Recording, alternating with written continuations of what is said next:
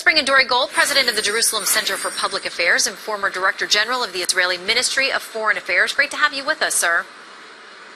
Good to be with you, Shannon. All right, what do you make of what, if you were able to hear the interview there, because I continually pushed Dr. Erekat on this idea that this administration, the Trump administration, was leaving open the idea that all the parties there are the ones who will decide the borders, the nuances, the custodianship of the holy sites won't change, that kind of thing. And he said it didn't matter. What they heard about Jerusalem, the headline was the U.S. was recognizing it as the capital and moving the embassy, and the nuance didn't mean anything beyond that. Well, he's a professional, and he should know better.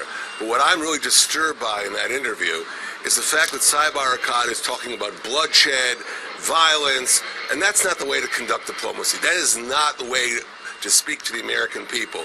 That if America decides X, the Palestinians are going to explode and have some kind of reaction of rage. And I think he has to answer specifically the concerns, the increasing concerns of the international community on Jerusalem, on refugees, where there are very specific matters that have been raised. Well, and Erekat, to me, kept saying that he thought that this was some political pressure here domestically on the president, and that the president wasn't thinking about the parties there in the region as much as he was answering to his base. We have this now Pew poll that talks about who is more supportive of the Israelis versus the Palestinians. The Republicans overwhelmingly, 79% of them, sympathize more with Israel. The Democrats are divided here. They say 27% Israel, 25% Palestinians. About half of them say both or neither, or they don't know. Do you think President Trump made a domestic political decision in making this, and is that the right way to attack something that is really critical to the stability of your region? Well, there are professional assessments that have been made in the president's decision. This is not all politics by any means. Take, for example, the issue of UNRWA, the refugee organization. There's a lot of people who have observed that UNRWA is not working. You know, take, for example, how many refugees were there at the end of World War II in Europe? Tens of millions. How many refugees are there today? Zero. Palestinian refugees, just a few years later, in 1948-49, how many were there? 500,000? 600,000? Today, how many are there? 5 million, according to UNRWA. Well, that has to do with the fact that UNRWA has different accounting rules than all the other refugee organizations in the world. The United States has a right to raise questions like that.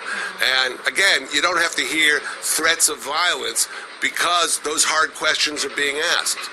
What do you make of his response when we talked about this issue of the aid, $60 million of aid, U.S. aid, being cut from UNRWA, and they're by far the biggest donor to that fund and that effort? You know, Erekat said to me that he worries because so many of the people are completely dependent on it. You talk about the huge number of people that are, and he worried, especially among the young people, if they lose those benefits and those lifelines, that they will be more ripe for recruitment by the terrorists. Is that a legitimate argument to you about that aid issue? Well, you know, they have been on notice for a while. In previous Israeli operations in the Gaza Strip, which came about because there were rocket attacks on us, what do we find in various UNRWA facilities? Hamas weapons. That's unacceptable. There are standards for how organizations like UNRWA should be run. Meet the standards and get the money. All right, former Ambassador Dore Gold, we appreciate you being up so early there for us in Jerusalem and spending your time with us. We appreciate it.